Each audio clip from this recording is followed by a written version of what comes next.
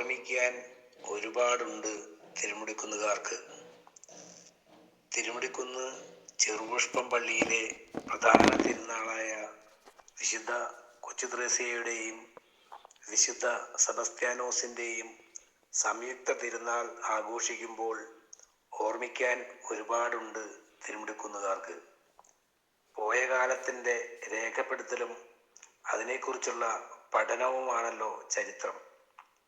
മാച്ചാമ്പള്ളിക്കുന്ന് എന്ന പ്രദേശം തിരുമുടിക്കുന്ന് എന്നറിയപ്പെടുവാൻ തുടങ്ങിയിട്ട് ഏകദേശം 85 വർഷങ്ങളെ ആയിട്ടുള്ളൂ.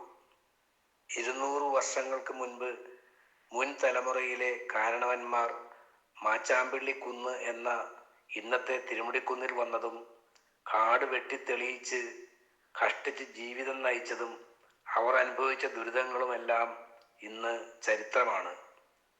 കാട്ടുപട്ടിയും പുലിയുമൊക്കെ ഉണ്ടായിരുന്ന കാട് വെട്ടിത്തെളിച്ച് ഇന്നത്തെ നാടായതിൻ്റെ പിറകിൽ എത്ര പേരുടെ വിയർപ്പാണ് ഒഴുകിയിട്ടുള്ളത്. വയറു നിറയെ ഭക്ഷണം കഴിക്കാൻ മിക്കവാറും ഒരു കുടുംബങ്ങളിലും ഉണ്ടാവാറില്ല.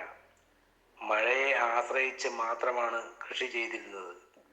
നാനാജാതി മതസ്ഥർ ഏകോദര സഹോദരങ്ങളെ പോലെയാണ് അന്നും ഇന്നും ജീവിച്ചു വരുന്നത്.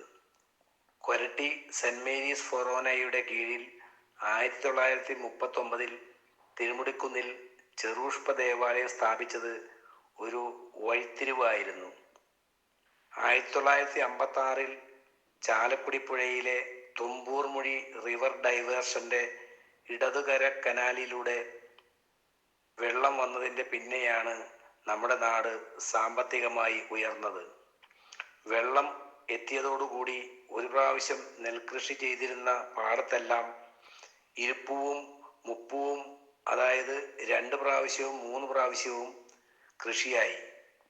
നെൽകൃഷി കൂടാതെ പറമ്പുകളിൽ തെങ്ങും കവുങ്ങും വാഴയും ജാതിയുമൊക്കെ വളരാൻ തുടങ്ങി. ആളുകളുടെ കയ്യിൽ പണം വന്നു. അങ്ങനെ കുറേശ്ശെയായി വികസനം വന്നു. എല്ലുമുറിയെ പണിയെടുക്കുന്നവരായിരുന്നു നമ്മുടെ പൂർവികർ. എല്ലാവരും ബുദ്ധിമുട്ടിയാണ് ജീവിച്ചിരുന്നത്. കൊരട്ടി JNP കോഡ്സ്, പിന്നീട് മധുര കോഡ്സും തുടർന്ന് വൈഗൈ ത്രെഡ് മിൽസുമായത് തിരുമുടിക്കുന്നിൻ്റെ സാമ്പത്തിക വികസനത്തിന് അത്താണിയായിരുന്നു. പള്ളിയുടെ കീഴിലുള്ള 2 LP സ്കൂളുകൾക്ക് പുറമെ 1943 UP സ്കൂൾ സ്ഥാപിക്കപ്പെട്ടു. പിന്നീട് അത് ഹൈസ്കൂളായും 2014 ഹയർ സെക്കൻഡറി സ്കൂളായും ഉയർത്തപ്പെട്ടു. 1952 തിരുമുടിക്കുന്ന് ദേവാലയം ഇടവക ദേവാലയമായി ഉയർത്തപ്പെട്ടത്. അൾത്താരയുടെ മുകളിൽ ക്രിസ്തുവിൻ്റെ ശിരോരൂപം മുൾമുടിയോടുകൂടി ഉള്ളത് കൊണ്ടാണ് തിരുമുടിക്കുന്ന് എന്ന പേര് വന്നത്. 1963 ആരാധനമഠവും പിന്നീട് ആശാനികേതൻ എന്ന പേരിൽ ക്ലാരമഠവും തുടർന്ന് ഹോളി ഫാമിലി മഠവും SS കോൺവെന്റും പള്ളിയുടെ കീഴിൽ വന്നു.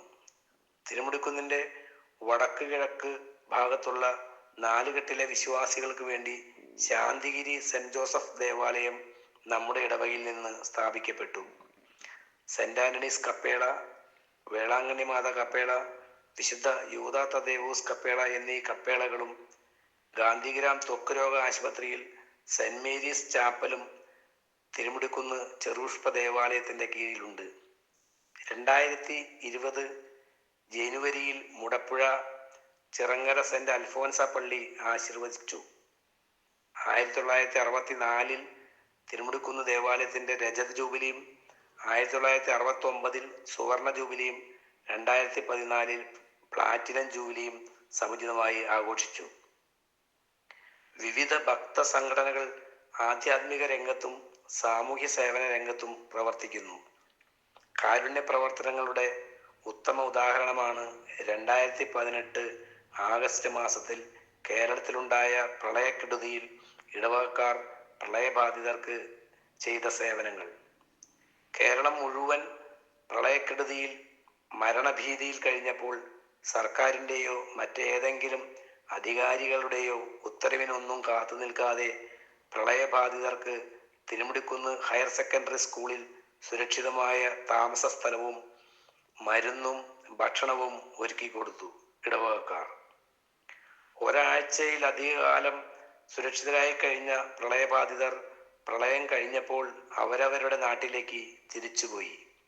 ഇടവക ജനങ്ങളിൽ നിന്ന് സംഭരിച്ച പണം കൊണ്ട് പ്രളയബാധിത പ്രദേശങ്ങളായ അയിരൂർ, ചെറുവടപ്പുറം, അന്നനാട്, കാടുകുറ്റി, സമ്പാളൂർ, മേലൂർ, ഡിവൈൻ കോളനി തുടങ്ങിയ സ്ഥലങ്ങളിലെ ജനങ്ങൾക്ക് ഭക്ഷണ സാധനങ്ങൾ, വസ്ത്രങ്ങൾ, വീട്ടുപകരണങ്ങൾ തുടങ്ങിയവ വിതരണം ചെയ്ത് മനുഷ്യ സ്നേഹത്തിന്റെ മഹനീയ മാതൃകയായി മാറി. ഒരു മഹാപ്രളയത്തിന്റെ ഓർമ്മകൾ മായും മുമ്പേ 2019 മറ്റൊരു ദുരിതപ്പെയ്ത്തും പ്രളയവും ആഞ്ഞടിച്ചപ്പോൾ തങ്ങളാലാവുന്ന സഹായങ്ങളുമായി തിരുമുടിക്കുന്നുകാർ മലപ്പുറം ജില്ലയിലെ നിലമ്പൂരുള്ള കവളപ്പാറ ഭൂദാനം പ്രദേശത്തെത്തി. 2019 ഓഗസ്റ്റ് 8 വ്യാഴം കവളപ്പാറക്കാർക്ക് ഒരു ദുരന്ത ദിനമായിരുന്നു. നിലമ്പൂരിനടുത്തുള്ള പോത്തുകല്ല് ഗ്രാമത്തിലെ കവളപ്പാറ മുത്തപ്പൻ കുന്നിന്റെ അടിവാരത്തേക്ക് അടിഞ്ഞ മണ്ണിനോടും പാറക്കല്ലുകളോടുമൊപ്പം ഒലിച്ചുപോയത് വളർത്തുമൃഗങ്ങളോടൊപ്പം മനുഷ്യ ജീവിതങ്ങൾ കൂടിയായിരുന്നു. ഇടവക വിശ്വാസികളിൽ നിന്ന് സംഭരിച്ച തുക കൊണ്ട് ഭക്ഷണ സാധനങ്ങളും വസ്ത്രങ്ങളും വീട്ടുപകരണങ്ങളും വാങ്ങി അവിടെ വിതരണം ചെയ്തു. 2020 തിരുമുടിക്കുന്ന് ചെറുപുഷ്പം ഇടവകയിൽ മിഷൻ ഞായർ ആചരണത്തിന്റെ ഭാഗമായി ഇടവകയിൽ നിന്ന് സംഭരിച്ച തുക ആന്ധ്രാപ്രദേശിലെ ഭീമഡോളു എന്ന മിഷൻ ഗ്രാമത്തിന് നേരിട്ട് നൽകിക്കൊണ്ട് കാരുണ്യത്തിന്റെ മഹനീയ സന്ദേശം നൽകി ഇടവകക്കാർ. കുടിക്കാൻ ശുദ്ധജലമോ പ്രാഥമിക ആവശ്യങ്ങൾ നിറവേറ്റാൻ സൗകര്യമോ ഇല്ലാത്ത ഗ്രാമമാണ് ഭീമഡോളു. അവിടെ കുടിവെള്ള ശുദ്ധീകരണ പദ്ധതിക്ക് വേണ്ട ഉപകരണങ്ങൾ സ്ഥാപിച്ച് കുടിവെള്ളം ലഭ്യമാക്കി.